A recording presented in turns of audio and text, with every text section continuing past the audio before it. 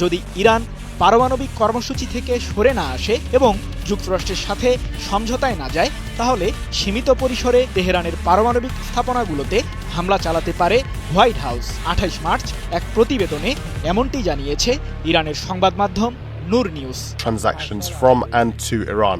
সীমিত কিংবা বৃহৎ যে পদ্ধতিতেই ইরানের সাথে যুক্তরাষ্ট্র সংঘাতে জড়াক না কেন, মার্কিন প্রশাসন তাদের লাভটাকেই প্রথমে প্রাধান্য দেবে। কারণ ভৌগোলিকভাবে যুদ্ধের ময়দানে এগিয়ে থাকবে ইরানের সামরিক বাহিনী, যার ফলে যুক্তরাষ্ট্রের ক্ষেত্রে যুদ্ধে লাভের চেয়ে বরং খরচের খাতায় যোগ হবে বাড়তি অর্থ।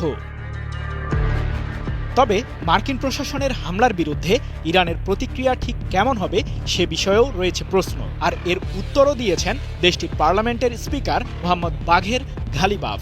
বলেছেন, মার্কিনিরা জানে যে তারা কতটা দুর্বল। যদি তারা ইরানের সীমান্ত লঙ্ঘন করে কোনো ধরনের সংঘাতে জড়ায়, তবে পুরো মধ্যপ্রাচ্যে আগুন ছড়িয়ে পড়বে, আর এর মাধ্যমে মার্কিন ও ইসরায়েলের সামরিক ঘাঁটিগুলো বাদ যাবে না ইরানের হামলা থেকে।